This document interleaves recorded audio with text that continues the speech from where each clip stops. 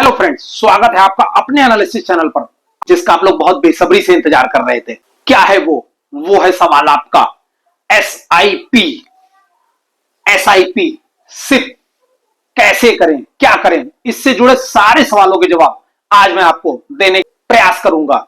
और अगर कोई सवाल छूट जाए तो कमेंट्स बॉक्स में लिख करके पूछिएगा जरूर, मैं उसके लिए सेकंड वीडियो भी आपके लिए बनाऊंगा। आज का वीडियो बहुत इंपॉर्टेंट होने वाला है, लास्ट तक देखिएगा। कोई सवाल का जवाब हो सकता है छूट जाए, मैं सारे सवालों को लेने की कोशिश करूंगा वन बाय वन, इसलिए वीडियो को आखिरी तक देखिएगा। चैनल पर नए तो चैनल को सब्सक्राइब करेगा और वीडियो को लाइक और शेयर जरूर कीजिएगा। इन्वेस्टमेंट करना बहुत जरूरी होता है, चाहे आप रुपए 500 की या 1000 की महीने में इतनी ही करें अपने खर्च को बचा करके। लेकिन अगर आप 500 रुपए और 1000 रुपए की इन्वेस्टमेंट करते हैं और उसे बचा करके रखते हैं और उसे आप कहीं किसी अच्छे फंड में एसआईपी करते हैं, लमसम करते हैं, तो आपको उसमें लंबे समय तक रखने पर कंपाउंडिंग की पावर काम करेगी और आप देखेंगे कि एक छोटे से इन्वेस्टमेंट को आप बड़े फंड में बदल सकते हैं। इसलिए आज से ही इन्वेस्टिंग की आदत डालिए। तो शुरू करते हैं आज के सवाल। सभी के मन में सवाल आता है, एसआईपी हम कर रहे हैं, कैसे करें, क्या करें, कहां से करें। पहले आपको सवाल दिखाता हूं। सबसे पहला हमारा सवाल, म्यूचुअल फंड कहां से लें। म्यूचुअल फंड जब हम लेने की सोच रहे हैं तो कहां से लें? बैंक से लें, एजेंट से लें, ब्रोकर से लें या फिर ऐप से लें? सारी चीजें बताएंगे आज।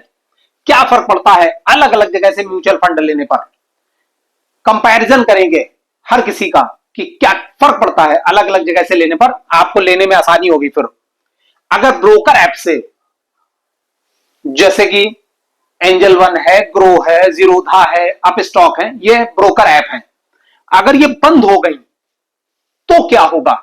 इस सवाल का भी जवाब आपको दूंगा। अगर किसी फ्रॉड के केस में सेबी ने इन्हें बंद कर दिया तो क्या होगा? अभी कुछ नहीं पता, कोई लॉस में चला जाए, कोई आगे चल करके किसी के साथ कोई फ्रॉड हो जाए और सेबी ने उठा करके बंद कर दे। सेबी के पास सारी पावर है, कभी भी बंद कर सकता है। तो ऐसे में आपका क्या होगा?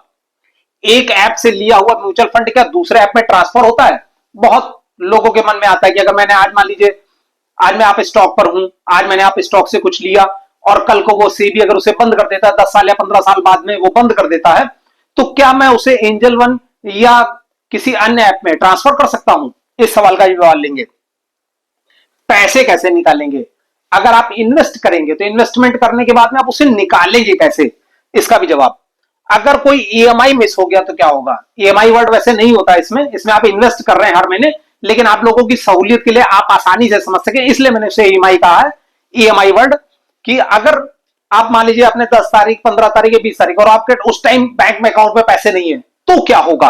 अगर नहीं हुआ तो महीने की किस तारीख को ईएमआई कटवाना चाहिए? महीने की कौन सी ऐसी तारीख है जिसमें हमें ईएमआई कटवानी चाहिए? बेहतर कौन सी होगी? सारी चीजों की उसमें भी बात करेंगे। सबसे अच्छा ऐप कौन सा है म्यूचुअल फंड लेने के लिए, जिसमें सबसे कम कमीशन लगता है? हर कोई इसमें कमीशन लेता है, तो कहां पर सबसे कम कमीशन लगता है? इससे आप इस जवाब का भी जवाब आपको मिलेगा। 10,000 पर मंथ इन्वेस्ट करना हो तो एक म्यूचुअल फंड में करें या 5-5 हजार के 2 म्यूचुअल फंड में करें? इस सवाल के जवाब पर भी हम लोग रहेंगे। म्यूचुअल फंड चुनते वक्त यह सबसे इंपॉर्टेंट चीज है। म्यूचुअल फंड चुनते वक्त सबसे ज्यादा इंपॉर्टेंट क्या चीज होती है, हमें क्या चीज देखनी चाहिए? उसके बाद है best fund for long term और best fund for short term, और उसके अलावा कुछ ऐसे प्रश्न जो कि स्क्रीन में नहीं आ पाए हैं, वो मैं आपको वैसे ही बताते हुए चलूंगा। चलिए अब शुरू करते हैं अपने पहले सवाल से। हमारा पहला सवाल है, म्यूचुअल फंड कहां से ले? तो आपके पहले सवाल का जवाब है, 4 रास्ते हैं म्यूचुअल फंड लेने के। कैसे? हम हैं, ये हम हैं, आप हैं, एएमसी डायरेक्ट आप जा सकते हैं, SBI, HDFC, Tata, Nikon etcetera, बहुत सारी कंपनियां जो अपने अपने अलग अलग म्यूचुअल फंड चलाती हैं। और एएमसी क्या है? एएमसी है एसेट मैनेजमेंट कंपनी, या इसे आप फंड हाउस भी कह सकते हैं। इन कंपनीज का फंड जहां रहता है और ये जहां से म्यूचुअल फंड चलाते हैं उन्हें एएमसी कहते हैं। तो आप इसे डायरेक्ट इनकी वेबसाइट पर जाकर के, इन कंपनियों की वेबसाइट पर जाकर के भी आप डायरेक्ट इन्हें ले सकते हैं। दूसरा है ब्रोकर ऐप से। ब्रोकर ऐप से अगर आप लेते हैं तो ब्रोकर ऐप मैंने भी आपको जैसा बताया, Zerodha, up stock, angel one, ये सारी ब्रोकर ऐप हैं, इनके थ्रू भी आप ले सकते हैं। तीसरा है बैंक एएमसी। अगर आप किसी पर्टिकुलर बैंक में अगर आप एम करवाना चाहते हैं, लेना चाहते हैं, किसी पर्टिकुलर बैंक का आपको लग रहा है कि म्यूचुअल फंड मुझे लेना चाहिए, तो उसके लिए आप डायरेक्ट बैंक से भी जाकर के ले सकते हैं। और चौथा है एजेंट। बहुत सारे एजेंट होते हैं जो कि ये करवाते हैं, तो इसको भी आप उनके थ्रू ले सकते हैं, जिन्हें अब वेल्थ मैनेजमेंट कंपनी भी कहते हैं, लोगों ने खोल रखी हैं और वो आपको बताते हैं। यहां पर एक चीज आप देखिए, ध्यान देने वाली बात है, सभी में एएमसी अगर आप देखेंगे तो कुल मिलाकर के एसेट मैनेजमेंट कंपनी, लास्ट में आपने पहुंचना एसेट मैनेजमेंट कंपनी पर ही है। आप चाहे एसबीआई, एचडीएफसी किसी में भी करें, उसके बाद जाता वो एएमसी में ही है। और चाहे वो बैंक से करें, ब्रोकर से करें, या किसी अपने ब्रोकर ऐप से करें, वो जाता एएमसी में ही है। तो डायरेक्ट एएमसी में करें या क्या करें, इसके लिए अब अगले सवाल की ओर बढ़ते हैं कि हम कैसे उसे करेंगे। उससे पहले जरूरी है समझना साइकोलॉजी ऑफ इन्वेस्टिंग। लोग क्या होता है, लोग सोचते हैं कि कोई 3 साल, 4 साल, 5 साल में पैसा डबल करने वाला या ज्यादा तेजी से बढ़ने वाला बताइए। ये 20 साल, 25 साल, 30 साल कैसे हम रुकेंगे, इतना पता नहीं वहां तक जिंदा रहेंगे या नहीं रहेंगे, ये सबके मन में सवाल रहता है। इसका सीधा सा जवाब है, तो ध्यान रखना, इन्वेस्टिंग दो तरह की होती है, शॉर्ट टर्म इन्वेस्टिंग और long term investing. Short term investing जो होती है वो 2 साल, 3 साल, 4 साल, 5 साल ऐसे होती है, और जो लॉन्ग टर्म इन्वेस्टिंग होती है वो 20 साल, 25 साल, 30 साल, 35 साल होती है। अगर आपको बड़ा कैपिटल बनाना, बड़ा फंड बनाना है, तो शॉर्ट टर्म से कभी भी वो नहीं बन सकता। उसके लिए आपको लॉन्ग टर्म इन्वेस्टिंग में ही जाना पड़ेगा। और वहां पर चूंकि आपको नहीं पता, आप वहां पर आप देखेंगे कंपाउंडिंग की पावर वहां काम करती है, और कंपाउंडिंग जो है उस फंड को बड़ा बनाती है। कैसे? आप शॉर्ट टर्म में तो 1 लाख आपने इन्वेस्ट किया, 5 साल में 2 लाख हो गया, हो जाएगा, आसानी से हो जाएगा। 2 लाख किया, 4 लाख हो गया, 5 लाख किया, 10 लाख हो गया, जैसे भी आपने किया। लेकिन आपने 5 लाख इन्वेस्ट किया, वो 2 करोड़ बन जाए, 3 करोड़ बन जाए, 5 करोड़ बन जाए, ये सिर्फ आपको लॉन्ग टर्म इन्वेस्टिंग में मिलेगा। शॉर्ट टर्म में ये चीजें नहीं मिलती। और लॉन्ग टर्म की सीधी सी बात है, वो कम से कम 20 साल, 25 साल और 30 साल के लिए होती है। तो हमारा सवाल था कहां से खरीदें और क्या हमें मिलेगा, इसकी मैंने पूरी बनाई है। आप है यहां पर, क्या अगर आप डायरेक्ट एएमसी करते हैं, मतलब किसी वेबसाइट पर जाकर के किसी भी पर्टिकुलर स्टॉक की या पर्टिकुलर कंपनी की वेबसाइट पर जाकर के अगर आप म्यूचुअल फंड में एसआईपी करते हैं या लमसम करते हैं, तो डायरेक्ट एएमसी हो गई। आप डायरेक्ट अगर जाते हैं तो क्या वहां कंसल्टेशन आपको मिलेगा? जवाब है नहीं। कोई आपको बताने वाला नहीं होगा, कि आपको खुद से समझना पड़ेगा कि वहां पर कैसे क्या चल रहा है। एक्सपेंस रेशियो वहां का हाई होगा, क्योंकि वहां कंपनी वेल्थ मैनेजमेंट अपना बना रही होगी, इस वजह से वहां एक्सपेंस रेशियो हाई होगा। कस्टमर केयर, आपको हेल्प के तौर पर वहां कस्टमर केयर मिल जाएगा। कस्टमर केयर पर आप बात कर सकते हैं, वो आपकी बहुत ज्यादा कोई सहायता नहीं करेंगे। और अगर कोई कंपैरिजन आपको करना हो ऑप्शन, तो वो वहां पर नहीं मिलेगा कि आप एसबीआई में जाइए और सोचिए कि मैं एसबीआई और एचडीएफसी को देख लूं, क्या एक सा हो सकता है, मैं जान पाऊं कि किसमें ज्यादा है। ऐसा वहां पर कुछ भी नहीं होता। और प्लान जो है वो डायरेक्ट होता है, वो डायरेक्ट प्लान ही आपको देते हैं। अब ये डायरेक्ट और 2 ही प्लान होते हैं, रेगुलर प्लान। तो जो डायरेक्ट प्लान होते हैं और रेगुलर प्लान ज्यादातर आपको बैंक या फिर ब्रोकर, जो आपके वेल्थ मैनेजमेंट कंपनी वाले ब्रोकर होते हैं, ये आपको लगातार रेगुलर प्लान बेचने की कोशिश करते हैं, क्योंकि उसमें उनका कमीशन होता है। डायरेक्ट प्लान में कमीशन बहुत कम लगता है। अब बात करते हैं आपकी ऐप से। अगर आप किसी ऐप के थ्रू, एंजल वन, जीरोधा, किसी भी ऐप के थ्रू अगर आप कर रहे हैं, तो वहां पर देखिए क्या है, डायरेक्ट ऐप से अगर आप जाते हो तो क्या कंसल्टेशन वहां पर मिलेगा? नहीं मिलेगा। कंसल्टेशन वहां पर भी नहीं मिलेगा, आपको कोई बताने वाला नहीं होगा। आपको खुद से देखना और समझना पड़ेगा। एक्सपेंस रेशियो वहां का लोअर होगा। जहां एक्सपेंस रेशियो क्या है, एक्सपेंस रेशियो कहते हैं म्यूचुअल फंड के खर्च को, और म्यूचुअल फंड का जो खर्चा होता है वो कंपनी आपसे लेती है। इसलिए आइडल जो है एक्सपेंस रेशियो, वो 1 से नीचे को आइडल माना जाता है, कि वो ज्यादा अच्छे माने जाते हैं जिनके खर्च 1% से कम के हों। 1% से ज्यादा वाले वो आपको ज्यादा महंगे पड़ेंगे। 1% की ताकत आपको कंपाउंडिंग में पता चलेगी 25 साल, 30 साल में। वहां अगर आप कोई बड़ा प्लान बना करके चल रहे हैं, तो उसमें अगर आपका 1% का भी फर्क पड़ रहा है, तो वो बहुत ज्यादा हो जाता है। वहीं आप देखिए help in any, customer care इनके पास भी है, ये कस्टमर केयर है। अब आता है कंपैरिजन।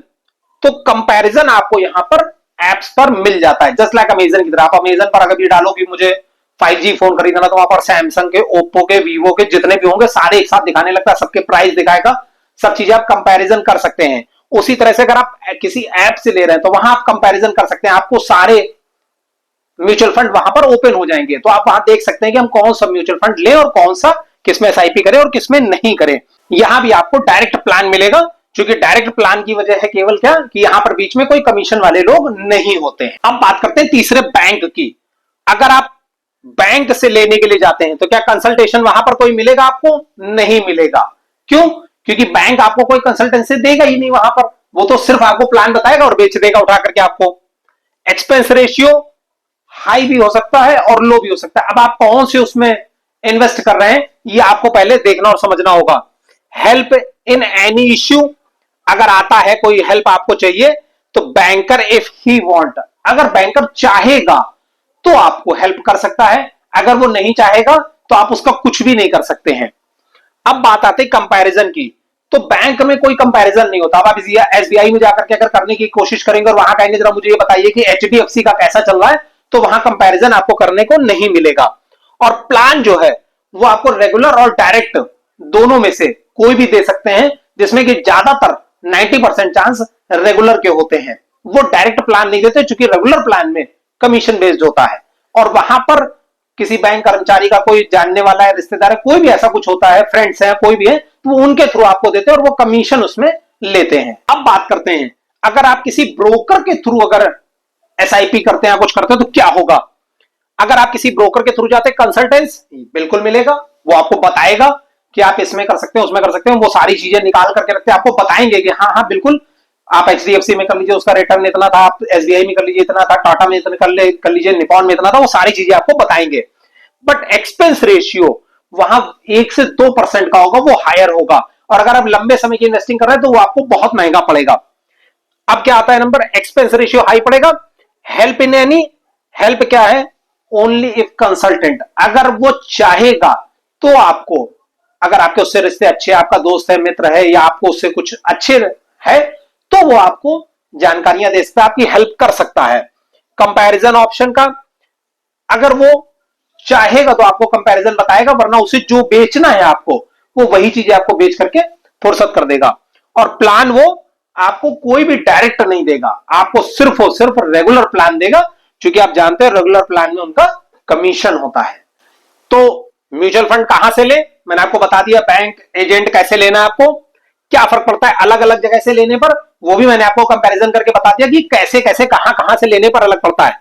अगर broker app angel one grow या कुछ ये बंद हो गए तो क्या होगा, और साथ में इसको ले लेते हैं, अगर किसी फ्रॉड के केस में सेबी ने इन्हें बंद कर दिया तो क्या होगा, और ये अगर अचानक से बंद हो गए तो क्या होगा। जब आप एसआईपी शुरू करते हैं या इन्वेस्ट करते हैं कहीं पैसा लंबे समय के लिए या शॉर्ट टर्म या लॉन्ग टर्म में, तो जब आप किसी कंपनी में इन्वेस्ट करते हैं, चाहे वो ऐप के थ्रू करें, चाहे बैंक के थ्रू करें, किसी भी के थ्रू करें, वो करेगा जाकर के एएमसी में ही, एसेट मैनेजमेंट कंपनी में।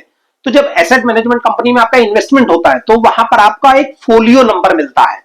अब वो फोलियो नंबर जो है वो आप जब इन्वेस्ट करेंगे तो आपको मैसेज में, ईमेल तो जरूर आता है, मैसेज के थ्रू, या अगर आप डायरेक्ट अगर बाई हैंड कर रहे हैं तो बाई हैंड उसकी कॉपी, वरना आपको ईमेल पर आपको वो जरूर मिलेगी। और आपको फोलियो नंबर कहीं ना कहीं लिख करके रख लेना चाहिए।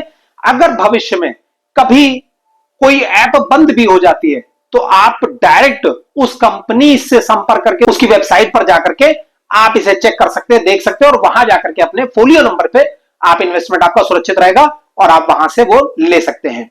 अगर सेबी ने इन्हें बैन कर दिया, मान लीजिए आज मैं ये नहीं कह रहा हूं कि बंद हो जाएगी, आज मान लीजिए सारे ब्रोकर ऐप चल रही हैं, जीरोधा है, एंजल वन है, अप स्टॉक है, सारी चल रही, ग्रो है, बहुत सारी एप्स चल रही हैं। अब अगर इनमें किसी में कोई लॉस हो जाए, लॉस मेकिंग हो जाए, या फिर आगे चल करके कोई फ्रॉड हो जाए और सेबी ने बंद कर दे, तो भी आपको घबराने की जरूरत नहीं। क्यों?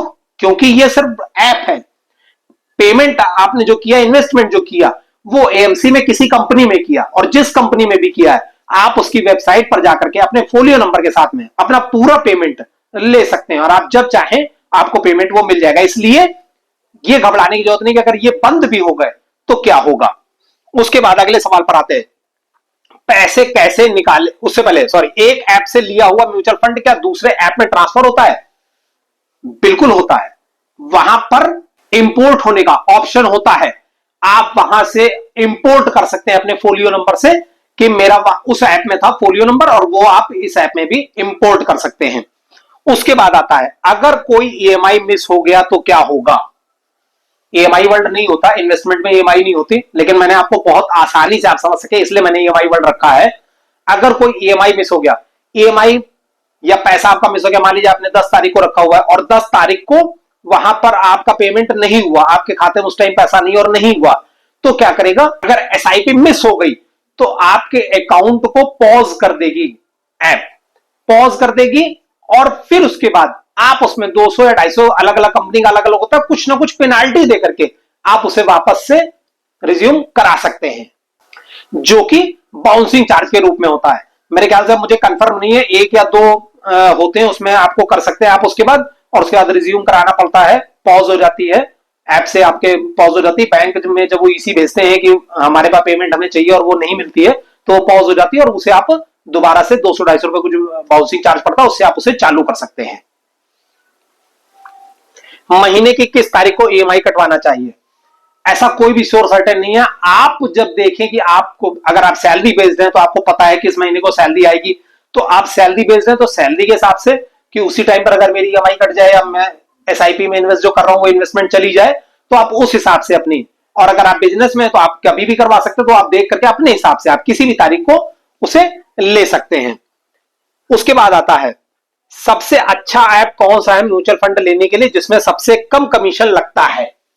ये बहुत इंटरेस्टिंग क्वेश्चन है। इसका जवाब ये है कि यहां पर मैंने आपको रैंक, ब्रोकर और एक्टिव क्लाइंट्स के नाम पे बताया हुआ है कि कौन सी ऐप में कितने एक्टिव क्लाइंट्स हैं, जो कि इस वक्त उन्होंने एसआईपी कर रखी है। पहले नंबर पर ग्रो ऐप आती है, वहां 91,85,000 से ज्यादा लोगों ने एसआईपी कर रखी, इन्वेस्टमेंट कर रखा है। दूसरे नंबर पर जीरोधा आता है, जीरोधा में 72 लाख लोग से ज्यादा लोगों ने इन्वेस्टमेंट कर रखा है। तीसरे नंबर एंजल वन आता है, यहां 59 लाख से ज्यादा लोगों ने, लगभग 60 लाख लोगों ने इन्वेस्टमेंट कर रखा है।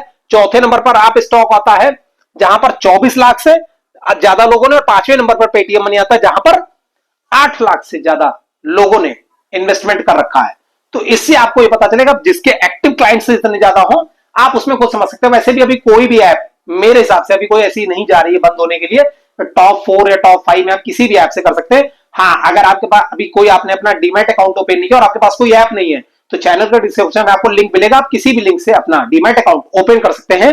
इन ऐप्स के आपको लिंक मिल जाएंगे, जिसमें कि आपको मेरे पास में एंजल वन और अप स्टॉक का मिलेगा, और ये दोनों बहुत अच्छी ऐप काम करती हैं। और अप स्टॉक से अगर आप करते हो तो वहां पर आपको 1% अधिक रिटर्न मिलता है।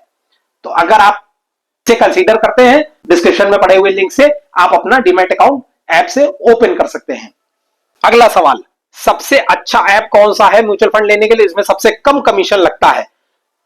कमीशन सबके लगभग बराबर है, किसी का कोई ज्यादा नहीं है, इसलिए आप किसी से भी कर सकते हैं। 10,000 पर मंथ इन्वेस्ट करना हो तो एक म्यूचुअल फंड में करें या 5-5 हजार के 2 म्यूचुअल फंड में करें। यह बहुत अच्छा इंटरेस्टिंग क्वेश्चन है।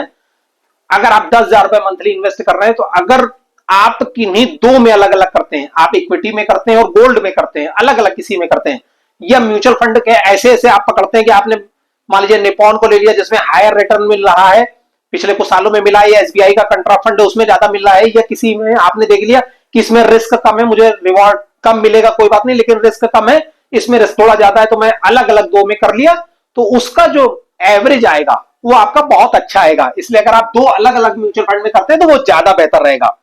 फिर अगला सवाल है, म्यूचुअल फंड चुनते वक्त सबसे इंपॉर्टेंट चीज क्या देखना चाहिए। म्यूचुअल फंड चुनते वक्त आप ग्रोथ और उसका बैलेंस शीट वगैरह तो सब चेक ही करोगे, आप ग्रोथ और फंड वगैरह तो सब देख करके ही इन्वेस्ट करोगे। सबसे ज्यादा जो चीज जरूरी होती है वो होती है एक्सपेंस रेशियो। एक्सपेंस रेशियो किसी भी म्यूचुअल फंड का खर्च होता है और ये खर्च आपसे ही लिया जाता है, इसलिए आइडल माना जाता है। 1% से कम के जितने भी एक्सपेंस रेशियो होंगे वो बहुत अच्छे होते माने जाते हैं। 1% से हायर जितने भी होते हैं, इसका मतलब है कि वो आपकी ही जेब से पैसा जा रहा है। और आखिरी के 2 सवाल, best fund for short term investing और best fund for long term investing, हमें किसमें करना चाहिए, शॉर्ट टर्म में या लॉन्ग टर्म में। दोनों चीजों को बताता हूं। उससे पहले जो मैंने इसमें सवाल नहीं लिया, एग्जिट लोड क्या होता है। मान लीजिए आपने आज किसी में इन्वेस्ट किया और बहुत सारे ऐसे होते हैं जैसे गोल्ड वगैरह में करने का 15 दिन का टाइम होता है और बाकी किसी में करने का जो है 1 साल का टाइम होता है। तो अगर आप उससे पहले 15 दिन से पहले, अगर मान लीजिए आपने आज इन्वेस्ट किया 5 लाख रुपए आपने इन्वेस्टमेंट कर दी लमसम के जरिए या एसआईपी के जरिए कि मैं 10,000 की एसआईपी कर रहा हूं या 5 लाख रुपए आपने लमसम में इन्वेस्ट कर दिया और आपको 20 दिन बाद ही 15 दिन बाद ही अचानक से कोई जरूरत पड़ गई तो क्या होगा? अगर आपने गोल्ड वगैरह में किया तो वहां 15 दिन की टाइमिंग होती है। 15 दिन से पहले अगर आप उससे स्क्वायर ऑफ करते हैं, मतलब उससे बाहर होते हैं, अगर आप उसे पैसे को विड्रॉल करते हैं तो 1% का एग्जिट लोड आपको देना पड़ता है। 15 दिन के बाद गोल्ड में नहीं देना पड़ता है। वहीं कई सारे एसबीआई के हैं और एचडीएफसी के वगैरह इन वगैरह के जितने भी होते हैं उसमें 1 साल से अगर कम में आप इन्वेस्टमेंट को निकालते हैं अपने पैसे को किसी जरूरत पड़ने पर तो 1% एग्जिट लोड देना पड़ता है। 1 साल के बाद में वो आपका लोड एग्जिट जो लोड है 1% का वो नहीं पड़ता है। अब सबसे लास्ट सवाल, best short term fund and long term fund. अगर हमें शॉर्ट टर्म में मतलब आप सोच रहे हैं कि मुझे 4 साल 5 साल में या 3 साल में ही पैसा मेरा जो है वो मैंने 1 लाख लगाया है 1,60,000 या 1,80,000 या 2 लाख हो जाए, जस्ट डबल हो जाए, तो उसके लिए हम क्या करते हैं? उसके लिए हम करते हैं इक्विटी स्मॉल कैप 250 में। इक्विटी स्मॉल कैप यहां पर शॉर्ट टर्म में आपकी एक्सपेक्टेशन ज्यादा होती है कि ग्रोथ मुझे ज्यादा मिलनी चाहिए। छोटी छोटी कंपनियों में पैसा इसमें इन्वेस्ट होता है, इनमें ग्रोथ ज्यादा तेजी से होती है, बहुत तेजी से बढ़ रहे होते हैं और इसमें जो है आपको इन्वेस्टमेंट करने पर ज्यादा रिटर्न मिलने की संभावना होती है, बट इसमें रिस्क भी उतना ही ज्यादा होता है।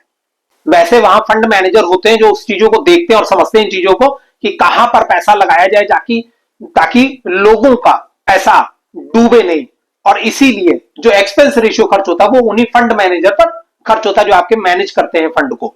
और वहीं अगर आप लॉन्ग टर्म के कर ले तो लार्ज कैप टॉप 50 कंपनियों में इसका पैसा इन्वेस्ट किया जाता है। और अगर आप कोई फंड ना समझ में आए तो आप टॉप 50 इंडेक्स में भी इन्वेस्टमेंट कर सकते हैं। लॉन्ग टर्म में आपको रिटर्न तो थोड़ा कम जरूर मिलता है लेकिन वहां रिस्क भी आपका कम होता है। अगर आप ध्यान दें समझें इस चीजों को तो लॉन्ग टर्म में आपका लगभग 14-15% 16% का ग्रोथ लॉन्ग टर्म में आसानी से मिल जाता है।